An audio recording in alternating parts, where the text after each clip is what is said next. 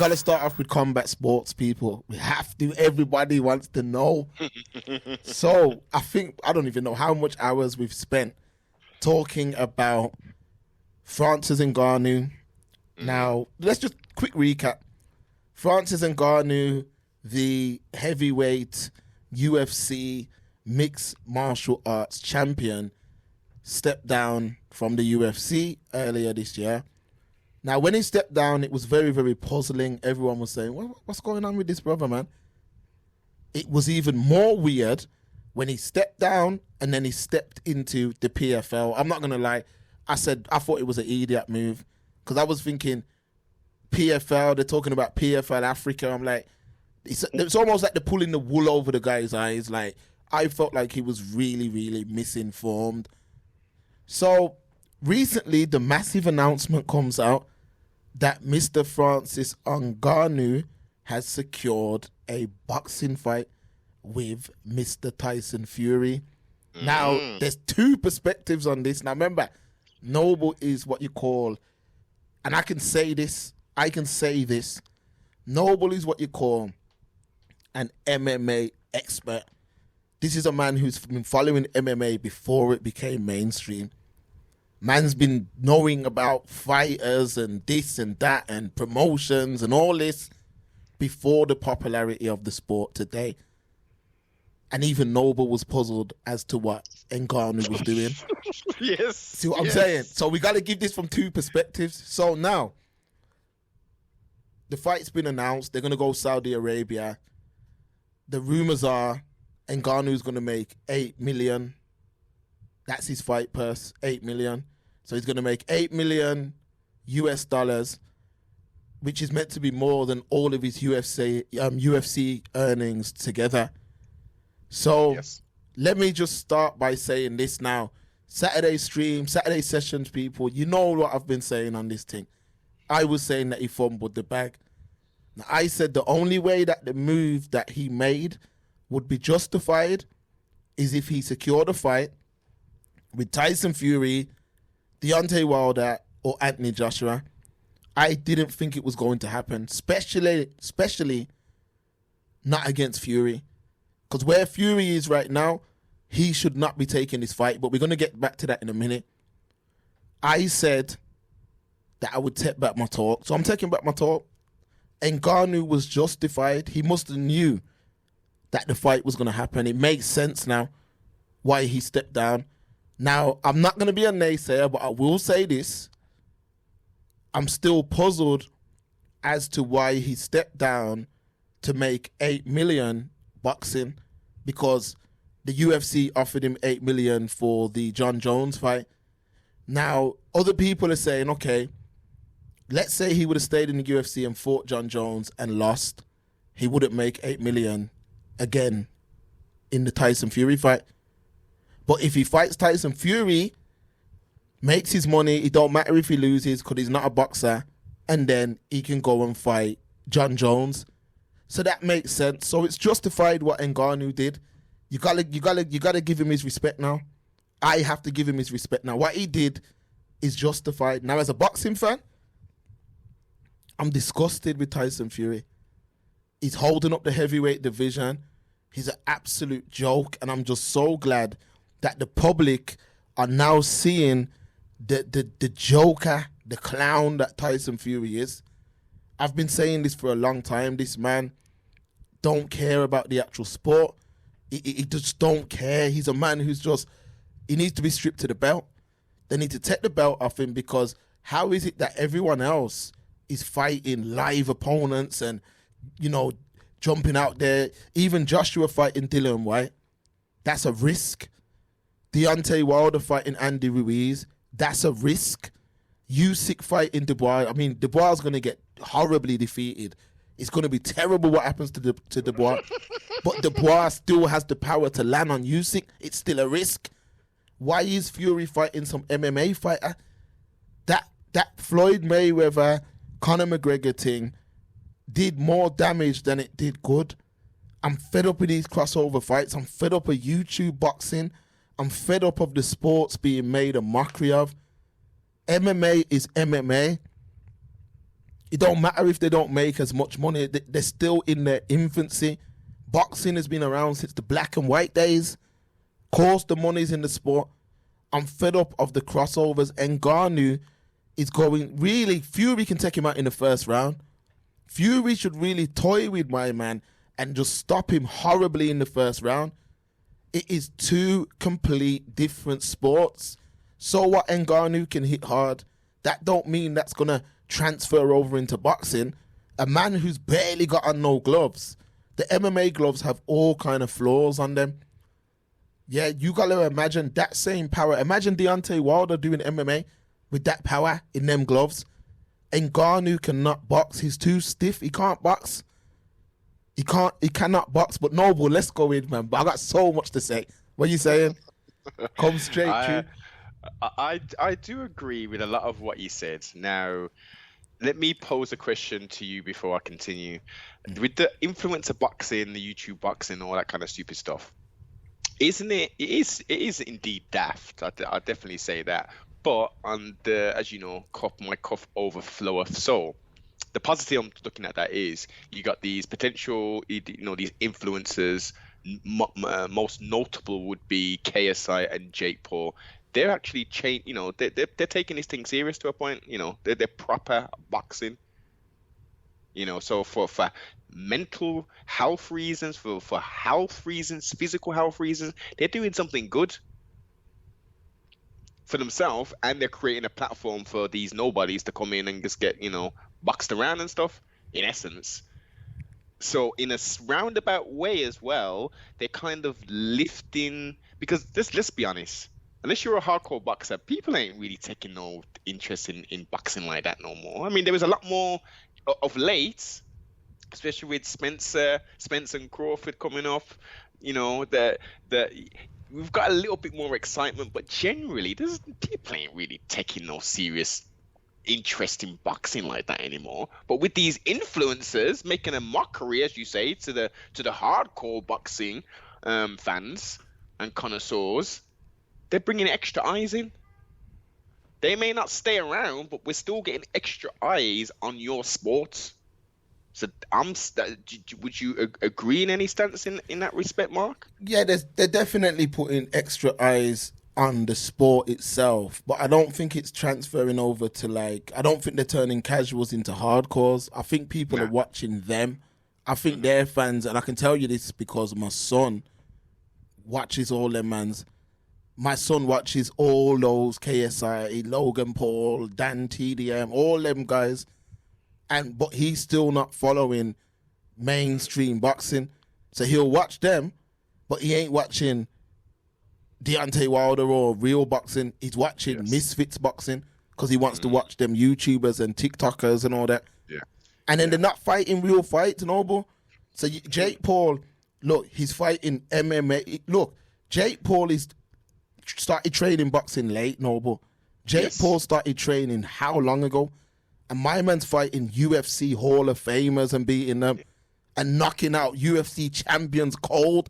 That shows you the gap between MMA and boxing. It's two complete different sports. And talking about Jake Paul, he's going to be fighting Nate Diaz very soon. Let's not digress onto that particular topic, but the Francis Nganou thing, I would like to first say congratulations to the sibling, to the brother, to my Cameroonian brethren. We have spoken, as you said, at length in regards to this and the potential mistakes and blah, blah, blah, blah, blah. But he signed a very lucrative deal with PFL, a very lucrative deal with all kind of whistles and trinkets on the top of it, which, are just on paper currently. Let's see if they actually physically manifest into this reality. And then he secures the Fury deal. Now, there were, what's his name? Oh God, the son, Matchroom, is it Matchroom Boxing? What's his name? Eddie Hearn. Eddie, he was saying, it's going to be an exhibition match and all this thing. And we're thinking, that's not going to be very good if we do exhibition. oh, there's no knockdowns and all these things. I was thinking that's going to be crazy. And then there's talk about it's not going to be on their records and stuff. So, like, where do we stand with that, Mark? Is this actually going to be on their records, or is this going to be a fight, but not? It don't go towards their record, and it's not for a belt. This is sideshow business, Noble. We gotta keep it. The only people who are happy about this fight are the MMA fans. That's it. Because the MMA fans want to see their guys make money, rightfully so. Yes. They deserve to make money. However, this is some sideshow business. Like, for the boxing world, this is a joke.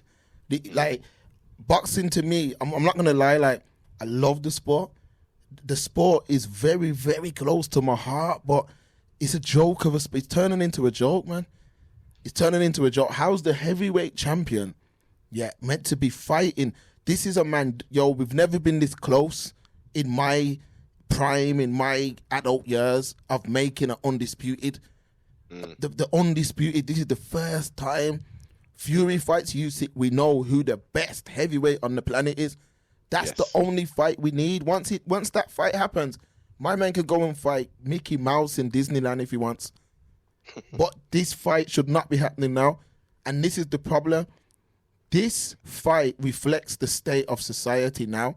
Everything's for clout. Yes. Francis Nganou cannot box. Yes, you can. You see the highlight reel of my man knocking out man, thumping off man's head. But why didn't he do that to Derek Lewis then? You see what I'm trying to say? like he can be nullified quite easy. You see what I mean? Like, if you know boxing, you'll know Francis Nganou can be nullified. You can take away. All my man's got is that right hand. That's it. Mm-hmm. His jab ain't crazy. You see what I'm saying? His hooks ain't crazy. He's just got that mad right hand, and he is not going to touch. Even Dillian White would stop him in the first round. You see what I'm saying? Like, it just Fury has just become such a joke. His own people have turned on him. He's a joke. The sport's a joke right now. Boxing. This is what I'm saying. Spence and Crawford. I'm glad that fight's happening. Yes. That's real boxing. That's two people that even right now, the more I see them, I can't pick. There's no winner. I can't even put my heart into the fight because both of these are two examples of what what black men in that world, how they should operate and what they should be. These men are examples. So it's hard to kind of, like, outside the ring and in the ring, it's hard to pick against one of them mans. I just rate both of them. Yeah. But this is what you call finding out who the best is. How is the heavyweight division? Man are fighting at MMA. The UFC just need to stay in the UFC. Just stay. I mean, I know I sound so ignorant, but the fact remains, big up Francis Nganou because my man has done what he set out to do. But as a boxing fan, the sport is a joke. Absolute joke. It's a joke. Agreed. And KSI, Conor McGregor, Floyd Mayweather, Logan Paul, all these men have contributed to this joke of us. And even Eddie Hearn, like, it's got to the point where you're not going to get a football team saying, let's play a basketball team. You know what I mean? That's a good analogy there. Let's play a basketball team because them mans run all day on a court. It's a different sport. MMA, and this is the problem.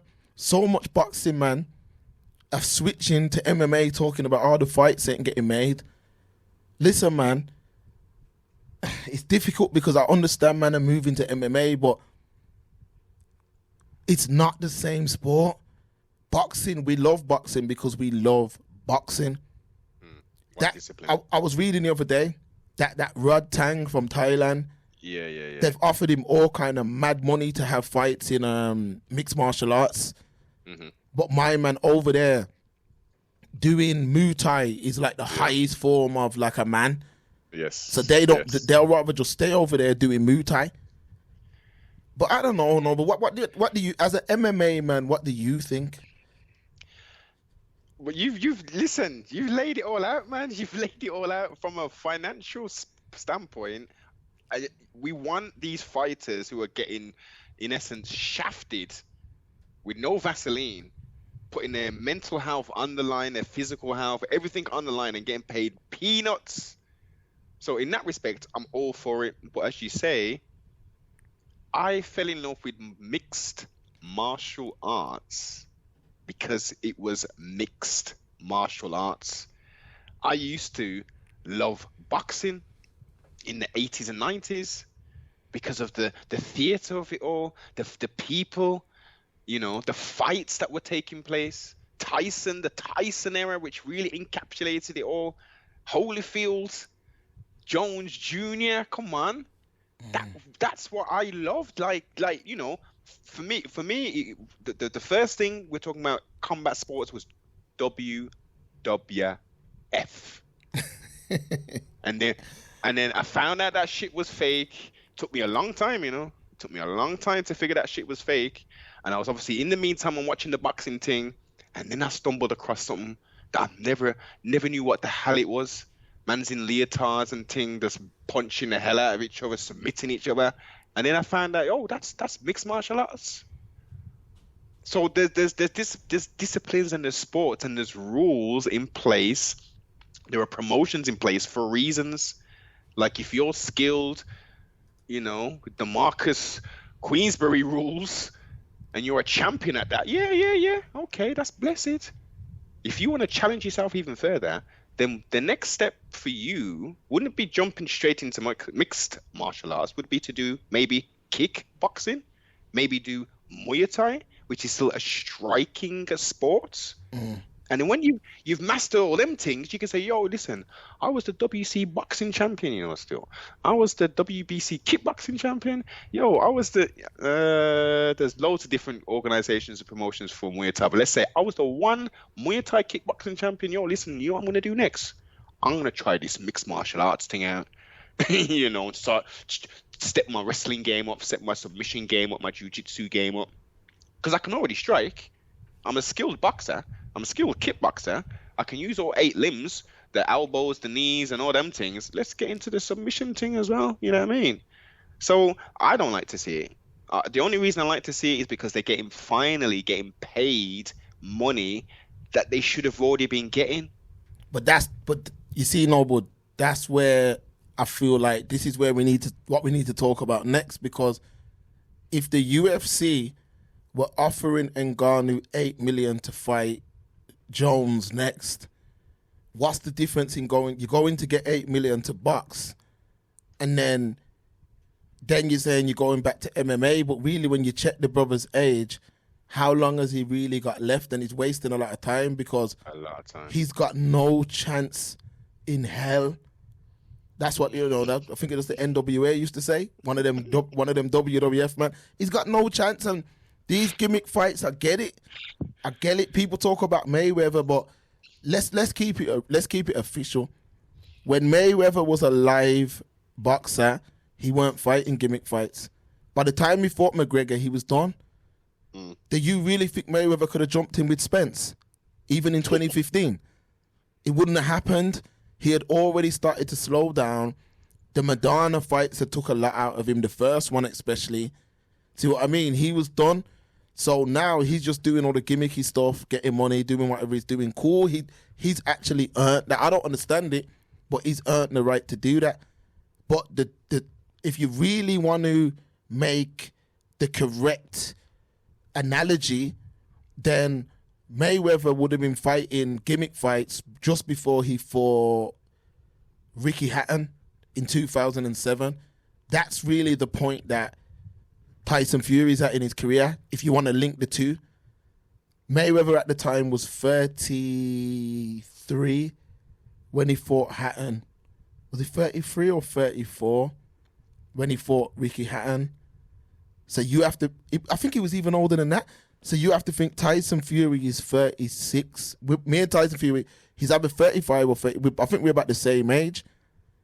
He's in his prime. You don't fight gimmick fights. I understand the WWE stuff because that's just some fake acting thing.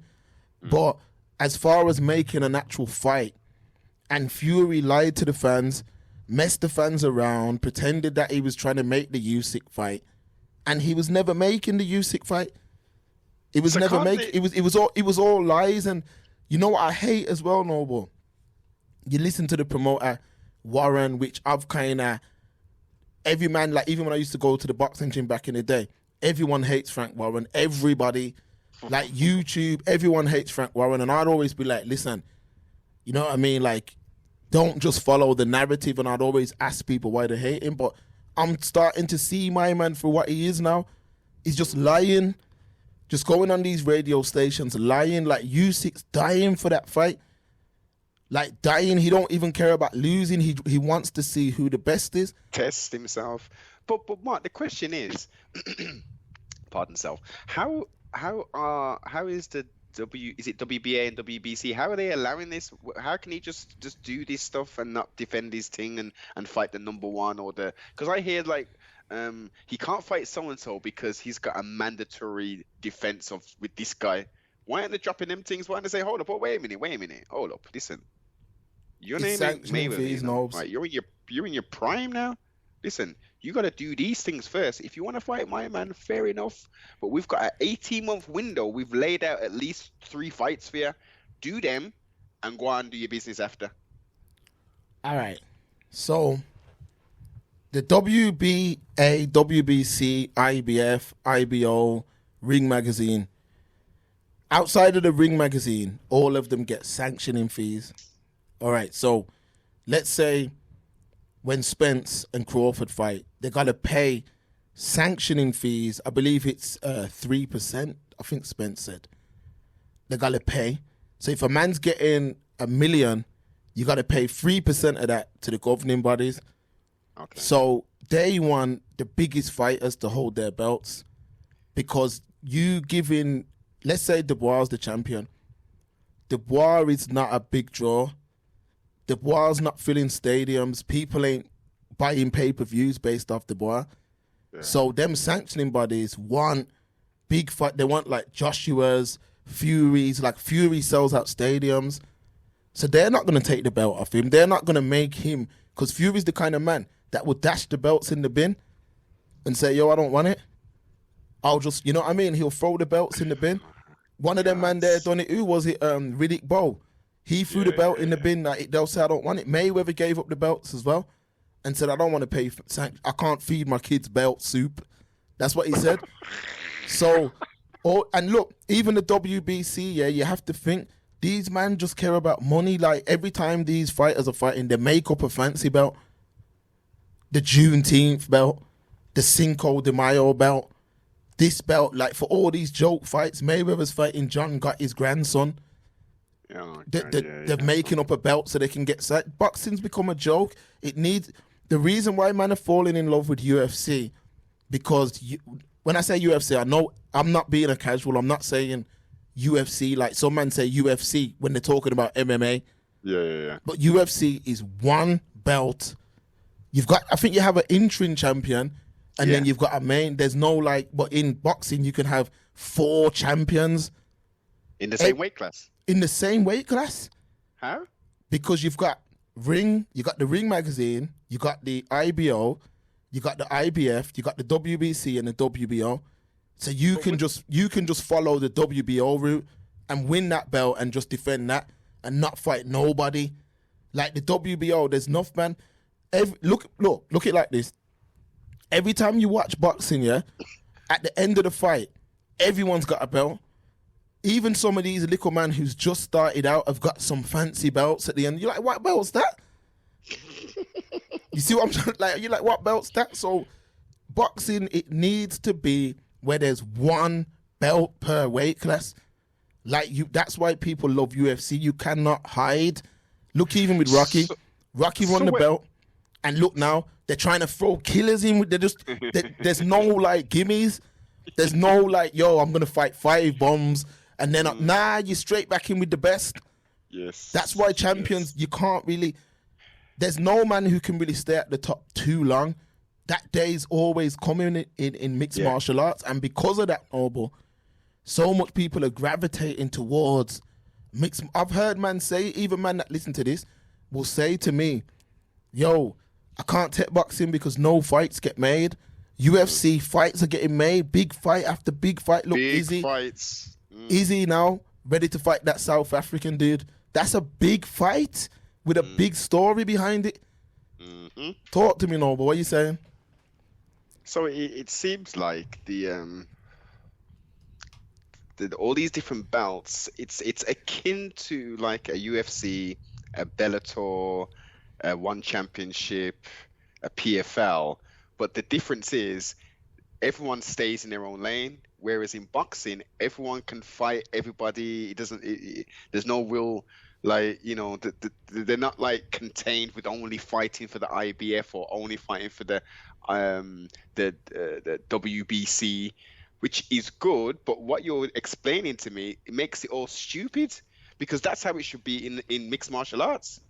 See, what you say is crap that you don't like about boxing is what should be in mixed martial arts. So you should, every year or every couple of years, we should have a grand event where Bellator, PFL, Rising, One Championship, everyone, all of their champions are all fighting for like a unified belt to say, yo, in the world, not just in our promotion thing, in the world, we're the best.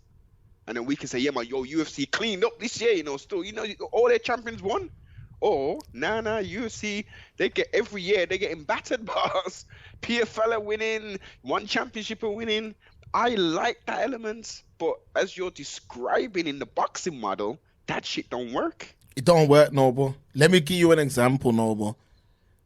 Look at the UFC welterweight division, yeah? So Leon's the champ, yeah? If that was boxing, Leon would be the champ, would be a champ. Bilal Muhammad would be a champ. Colby Covington would be a champ, and Gilbert Burns would be a champ. There'd be 4 champions, and then they'd all be saying, I'm not fighting him, he don't sell no pay-per-views. I'm not fighting him, I'm the A side. And these fights could take 5-6 years, and as you know, a man has to fight a man.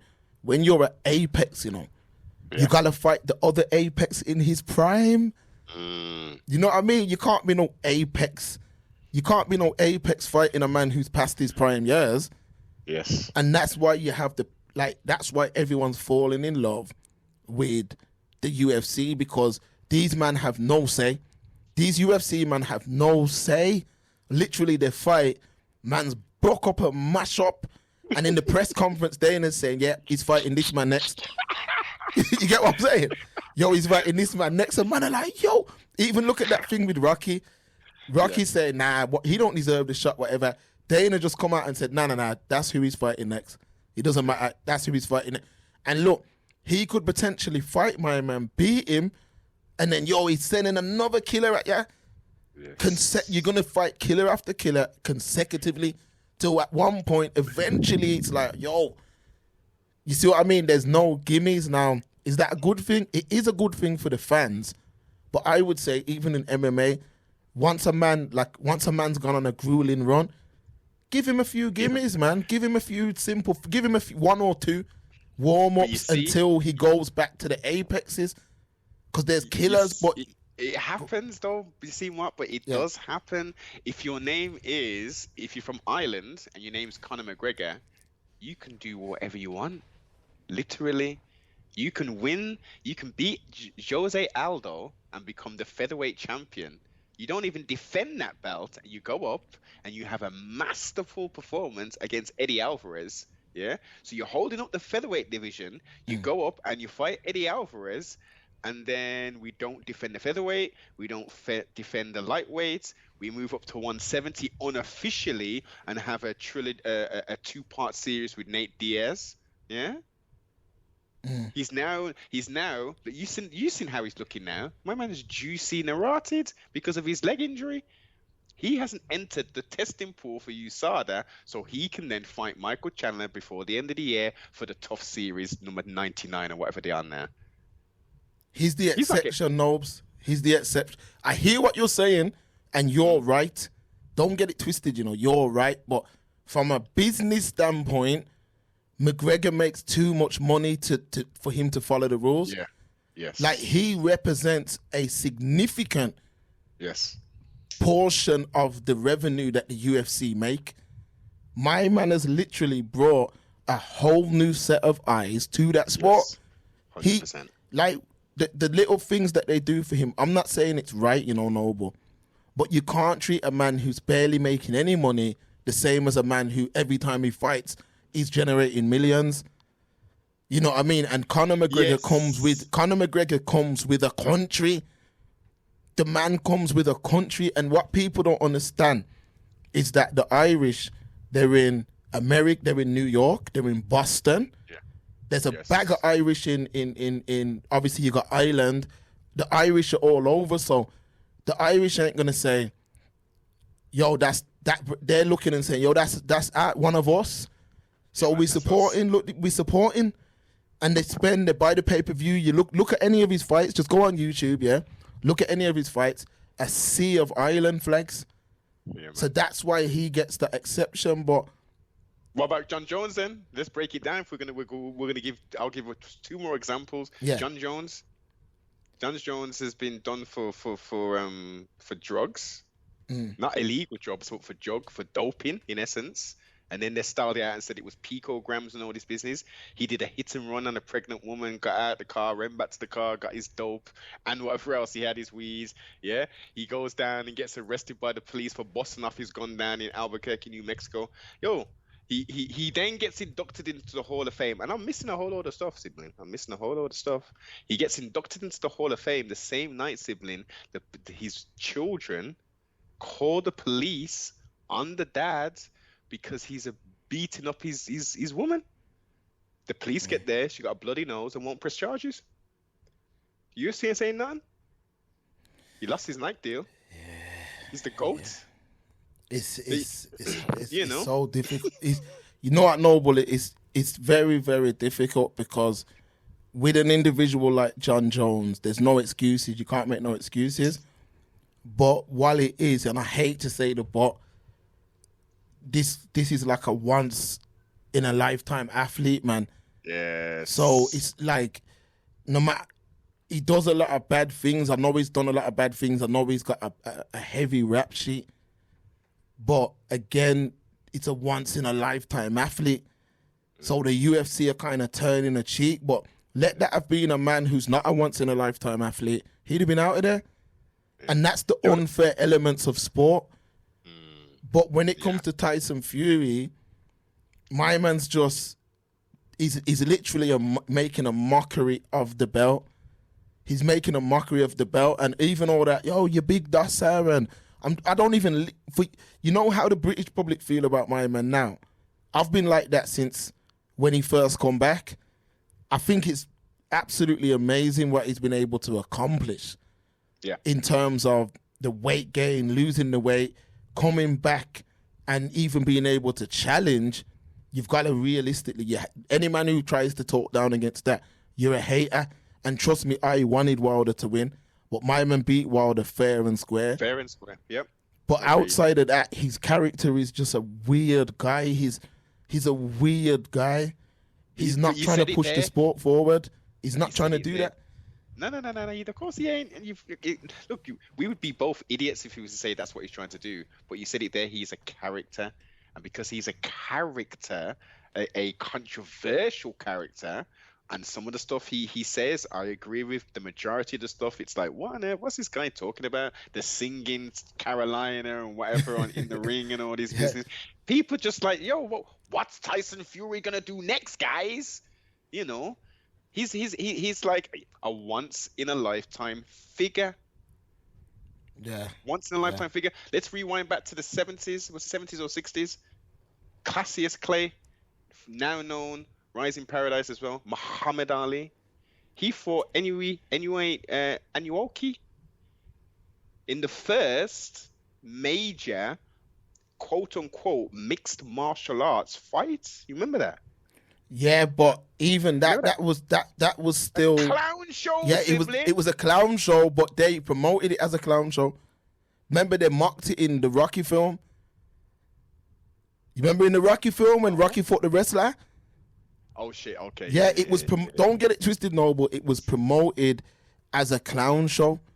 Whereas Fury's actually promoting this thing like it's a competitive fight. Like You know, Ngannou, he's got the power of a Ford Escort. Listen, you've got to be able to connect that Ford Escort power. Yes. You're not going to connect. These MMA man cannot box. They cannot. I'm not saying there ain't a few of them that can hang. Yeah. But boxing is a sport. It's not something you just pick up and learn and you can just go and hang with a man who's been doing it since he's 2, unless you've got mad gifts in the power department like a Wilder, which don't really happen like that. You see what I mean? You gotta understand the sport. It's a sport that it's something that you learn as you go along. You learn every fight, you learn every memory. Yeah, that's what I'm saying. Ngannou is too stiff. Look at even his body type. Look at his butt. Look how he walks. Look how he's too. Even when he's in the MMA octagon, he's just looking for that big punch. He's too stiff. Imagine what somebody like Usyk would do with him. Usyk, the speed that he's got. Yeah, my man's just stiff. He's just a big. You know when Fury said you're big stiff dosser, you're big stiff dosser. My man's just big robotic. Don't get it twisted. If he connects, you're out of here. Yeah, the dance is done. If you connect, you're out of here. But he ain't connecting with none of these slick movers.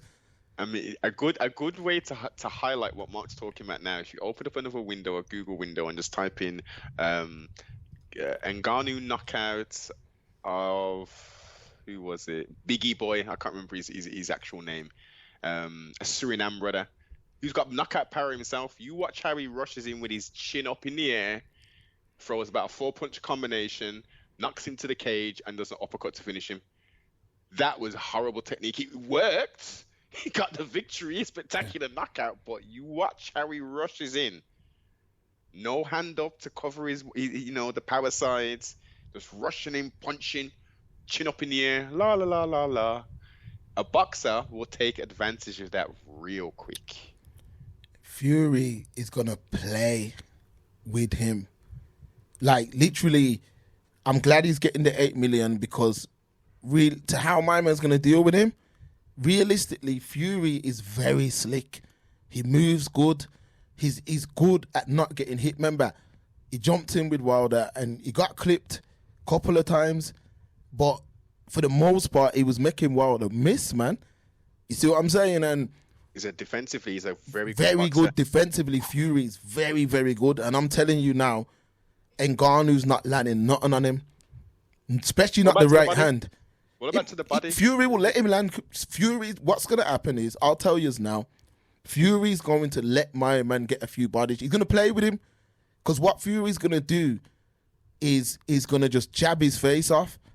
Fury may not even, he might just keep it going to keep the clown show going, but he's just going to jab his face off and he's going to be able to hit him at will. He's going to be able to hit him whenever he wants. And if Fury wants to stop that at any point, he can. Trust me. He's going to be bouncing. He's going to be light on his feet. Bouncing around. Yeah, he's going to play. When Ngannou gets in there, he's going to realize, this ain't no joke, Levels. He's going to realize this is not MMA. Like, you're not going to catch Fury. And forget Fury, he wouldn't really even probably catch Derek Chisora. You see what I'm saying? Derek Chisora just going to come at him moving his head, jabbing, and eventually he's going to knock him out. Let me come true. With my MMA hat on, right? So yeah, man. You've come and broke it down from a boxing standpoint. Now let me try and carve out a path of victory for Francis Nganou.